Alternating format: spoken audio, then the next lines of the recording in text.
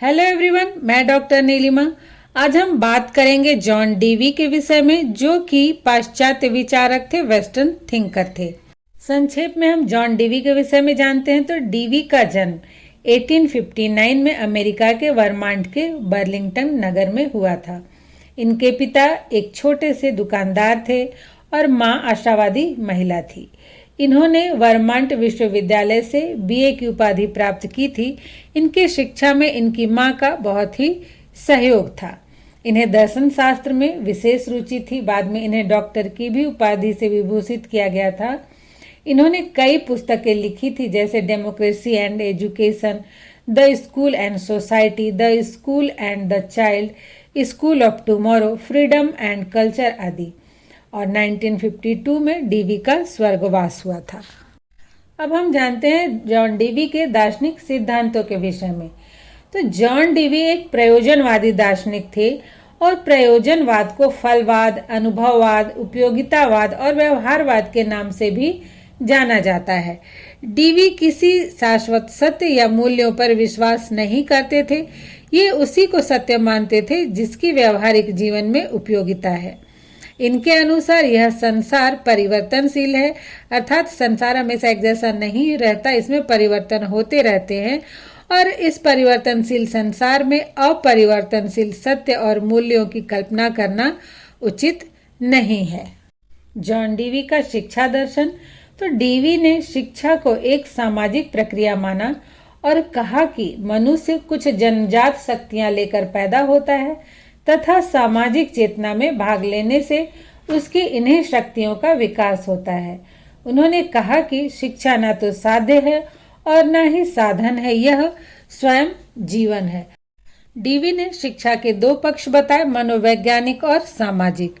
मनोवैज्ञानिक पक्ष में बालक की जन्मजात शक्तियां, रुचियां एवं व्यक्तिगत विशेषताएं आती हैं और सामाजिक पक्ष में सामाजिक दशाएं अर्थात परिवार, पास पड़ोस, संघ, समूह, सभ्यता और संस्कृति आदि आते हैं।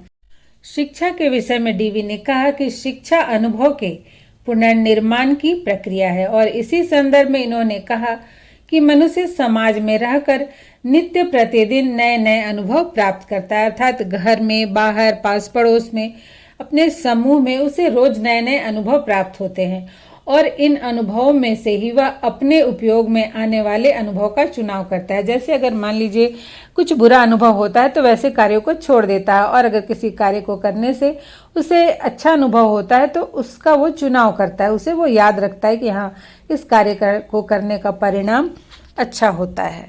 अब हम देखते हैं कि डीवी के अनुसार शिक्षा के क्या उद्देश्य हैं। तो हमने पहले ही देखा कि डीवी किसी शाश्वत सत्य या मूल्य पर विश्वास नहीं करते हैं। इन्होंने कहा कि जब समाज परिवर्तनशील है तो शिक्षा का उद्देश्य कैसे निश्चित हो सकता है, अर्थात जब समाज में परिवर्तन होता है तो साथ साथ शिक्षा के उद्देश्यों में भी बदलाव आता है। आप देखिए, वैदिक काल और अभी के आधुनिक युग के शिक्षा के उद्देश्यों में बहुत बदलाव आया। कुछ उद्देश्य तो है वो हमेशा एक जैसे रहते हैं, लेकिन समय के अनुसार कुछ उद्देश्यों में बदलाव भी आता है। इसलिए उन्होंने कहा कि शिक्षा द्वारा मनुष्य की ऐसी क्षमताओं का विकास किया जाए जिससे वह अपने वर्तमान जीवन को कुशलतापूर्वक जी सके तथा अपने भावी जीवन को सुखी बनाने का मार्ग प्रशस्त कर सके। उन्होंने कुछ उद्देश्य बताए हैं, जो है नंबर 1, अनुभवों का पुनर्निर्माण। डीवी के अनुसार समाज जैसे गतिशील और परिवर्तनशील है, उसी तरह से शिक्षा को भी गतिशील व परिवर्तनशील होना चाहिए, जिसमें कि बालक अपने पर्यावरण के साथ समायोजन करता चले। दूसरा उद्देश्य उन्होंने कहा सामाजिक कुशलता का विकास।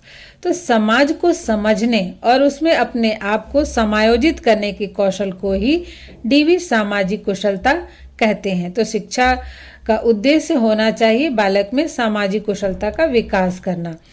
तीसरा उन्होंने बताया लोकतंत्रीय जीवन का प्रशिक्षण। तो डीवी चूंकि लोकतंत्र के समर्थक थे, इसलिए उनके अनुसार उन्होंने कहा कि व्यक्ति में 7 प्रकार की क्षमताएं होनी चाहिए, जैसे स्वास्थ्य, क्रिया करने की क्षमता, योग्य गृहस्थ, व्यावसायिक, नागरिकता, अवकाश काल का उचित उपयोग, नैतिकता और चरित्र। तो अगर हम ध्यान से देखें तो लोकतंत्रीय जीवन का प्रशिक्षण में ही शिक्षा के जो सभी पूर्व निश्चित उद्देश्य हैं वो आ जाते हैं, जैसे शारीरिक विकास, मानसिक विकास, सामाजिक विकास, सांस्कृतिक विकास, नैतिक चारित्रिक विकास, व्यावसायिक विकास और नागरिकता की शिक्षा। लेकिन इसमें अंतर इतना ही है कि डीवी ने इनका कोई मापदंड निश्चित नहीं किया और कहा कि परिस्थितियों के अनुसार ये बदलते रहेंगे। अब हम देखते हैं कि डीवी के अनुसार शिक्षा का पाठ्यक्रम क्या है। तो डीवी ने जिस प्रकार शिक्षा का कोई उद्देश्य निश्चित नहीं किया, उसी प्रकार से उन्होंने शिक्षा का कोई पाठ्यक्रम भी निश्चित नहीं किया, बल्कि केवल इतना कहा कि पाठ्यक्रम वास्तविक जीवन की क्रियाओं पर आधारित होना चाहिए और समय के अनुसार पाठ्यक्रम में बदलाव होना चाहिए। डीवी ने कहा कि पाठ्यक्रम बाल केंद्रित एवं समाज केंद्रित होना चाहिए, अर्थात बालक की मनोवैज्ञानिक स्थिति को देखना चाहिए और समाज की आवश्यकताओं पर केंद्रित होना चाहिए।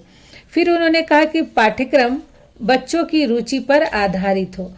डीवी महोदय ने कहा कि बच्चों में 4 प्रकार की रुचि पाई जाती है: बातचीत करने की रुचि, अन्वेषण और परीक्षण की रुचि, रचना करने की रुचि और कलात्मक अभिव्यक्ति की रुचि।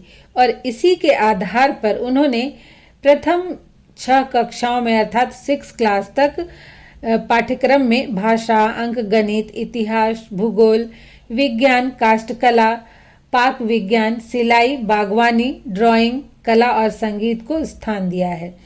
इसके बाद उन्होंने कहा कि पाठ्यचर्या वास्तविक जीवन की क्रियाओं पर आधारित हो, अर्थात शिक्षा के किसी भी स्तर पर जो भी विषय और क्रियाएं रखी जाए वे ऐसी होनी चाहिए कि उसका बालक के वास्तविक जीवन से संबंध हो और बालक क्रियाओं द्वारा सीखे।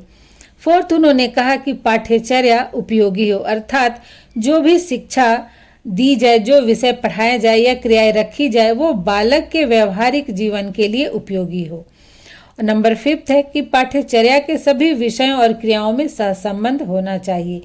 तो जैसा कि कहा जाता है कि जीवन अपने आप में पूर्ण इकाई होता है और ज्ञान भी अलग अलग नहीं होता, इसलिए ज्ञान एवं क्रियाएं इस प्रकार से बच्चों को दी जाए कि उन सब में सहसंबंध हो। आजकल आप लोग पढ़ते हैं ना कोरिलेशन, कि एक विषय को पढ़ाते समय बच्चों को दूसरे विषय का भी ज्ञान हो जाए।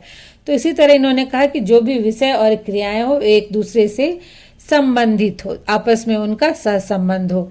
और नंबर 6 कि पाठ्यचर्या लचीली हो, मतलब कि बच्चों की रुचि, रुझान और आवश्यकता के अनुसार विषय एवं क्रियाओं में बदलाव किया जा सके।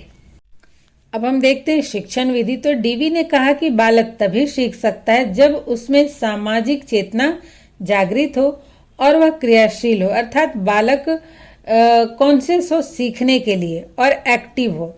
डीवी ने क्रिया को ही सीखने का आधार माना, इसलिए इन्होंने प्रयोग, अवलोकन, क्रिया, स्वानुभव करके सीखना, तर्क एवं निर्णय निकालना तथा प्रशिक्षण विधि को उत्तम माना। और आगे चलकर इन्हीं के शिष्य किलपैट्रिक ने प्रोजेक्ट विधि का निर्माण किया था। अनुशासन के विषय में डीवी ने कहा कि बच्चों को सीखने की पूरी स्वतंत्रता होनी चाहिए तथा इन्होंने स्वानुशासन पर बल दिया। डीवी ने कहा कि डंडे से भय कायम होता है, अनुशासन नहीं। इसलिए विद्यालय का वातावरण लोकतांत्रिक होना चाहिए, अर्थात बच्चों पर किसी भी प्रकार का बाहरी दबाव नहीं होना चाहिए।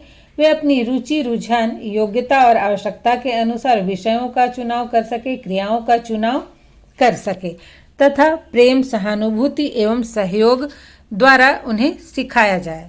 चूंकि डीवी लोकतंत्र विचारधारा के पोषक थे, इसलिए उन्होंने शिक्षक एवं शिक्षार्थी दोनों को महत्व दिया और कहा कि शिक्षकों को बच्चों के सीखने के लिए उचित वातावरण तैयार करना चाहिए, जिससे बालक विभिन्न क्रियाओं में भाग लेकर स्वयं अपनी समस्याओं का हल ढूंढना सीख सके। इन्होंने कहा कि शिक्षक को एक पथ प्रदर्शक के रूप में उनका मार्गदर्शन करना चाहिए और बालकों के लिए उन्होंने कहा कि प्रत्येक बच्चे को उसके स्वभाव के अनुसार विकसित होने की पूर्ण स्वतंत्रता देना चाहिए। ये बालक को ही शिक्षा का केंद्र मानते थे। विद्यालय के विषय में डीवी ने कहा कि विद्यालय समाज का लघु रूप होता है, जहां पर विभिन्न क्रियाओं में भाग लेकर बालक प्रतिदिन नए नए अनुभव प्राप्त करता है। इनका कहना है कि विद्यालयों में घर के समान वातावरण होना चाहिए, अर्थात विद्यालय का वातावरण ऐसा हो जिसमें स्वतंत्रता, प्रेम और सहानुभूति का माहौल हो, और विद्यालय में शिक्षा के 2 अंग अर्थात मनोवैज्ञानिक और सामाजिक पक्ष से संबंधित जो भी आवश्यकताएं हैं उनकी पूर्ति होनी चाहिए। डीवी शिक्षा को मनुष्य का जन्मसिद्ध अधिकार मानते थे, इसलिए वो स्त्री व पुरुष में कोई भी भेद नहीं करते थे। उनके अनुसार सभी व्यक्ति को उसकी रुचि, रुझान, योग्यता और आवश्यकता के अनुसार शिक्षा के अवसर प्रदान करने चाहिए। स्त्री तथा पुरुष में कोई भी भेदभाव नहीं करना चाहिए। अब हम बात करेंगे व्यावसायिक शिक्षा की। तो डीवी प्रत्येक ज्ञान को और क्रिया को वास्तविक जीवन की कसौटी पर कसते हैं और मानव जीवन के लिए उसकी उपयोगिता की दृष्टि से देखते और समझते हैं तथा उसी ज्ञान एवं क्रिया का समर्थन करते हैं जो मानव के लिए उपयोगी हो। तो डीवी ने सामाजिक कुशलता का विकास करने पर बल दिया। सामाजिक कुशलता का तात्पर्य न केवल व्यक्ति के व्यक्तित्व का विकास है, बल्कि अपने जीवन को सुखपूर्वक व्यतीत करने के लिए रोजी रोटी कमाने योग्य बनाना भी है, क्योंकि डीवी चाहते थे कि व्यक्ति में ऐसी सामाजिक कुशलता विकसित की जाए जिससे वो अपना जीवन सुखपूर्वक जी सके। तो सुखपूर्वक जीवन जीने के लिए उसे व्यवसाय करना होगा, नौकरी करनी होगी, तो उसकी योग्यता भी उसमें विकसित करनी है। और जहाँ तक धार्मिक शिक्षा के विषय में है कि डीवी ने स्पष्ट किया कि धार्मिक नैतिकता के स्थान पर सामाजिक नैतिकता मनुष्य के लिए अत्यधिक उपयोगी है। यदि व्यष्टि और समाज में धार्मिक नैतिकता की कोई उपयोगिता है तो उसमें बच्चों को अवश्य ही प्रशिक्षित किया जाना चाहिए, किंतु धर्म के नाम पर नहीं। सही बात है, समाज में सामाजिक मूल्यों की अत्यधिक आवश्यकता होती है। सामाजिक मूल्यों का पतन होने पे समाज का भी पतन होता जाता है। इस प्रकार हम कह सकते हैं कि जॉन डीवी ने प्रगतिशील समाज की स्थापना में महत्वपूर्ण योगदान दिया। उन्होंने शिक्षा के द्वारा मनुष्य जीवन को सुखमय बनाने पर जोर दिया, जो हमेशा से शिक्षा का उद्देश्य रहा है। आज की शिक्षा का मार्ग प्रशस्त करने में डीवी का अत्यंत महत्वपूर्ण योगदान है। पाश्चात्य जगत में शिक्षा के क्षेत्र में लगभग 2400 वर्ष पूर्व जो कार्य प्लेटो ने किया था, उतना ही महत्वपूर्ण कार्य डीवी ने किया। सोचिए, इतने समय पहले भी उन्होंने आज जैसे हमारे समाज में शिक्षा की व्यवस्था है उसकी बात कही।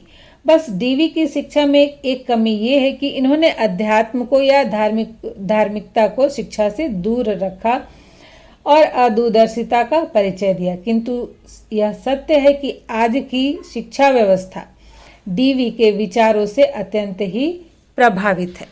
आशा करती हूँ ये वीडियो आपके लिए हेल्पफुल होगा। आज यहीं तक, मिलते हैं नेक्स्ट वीडियो में।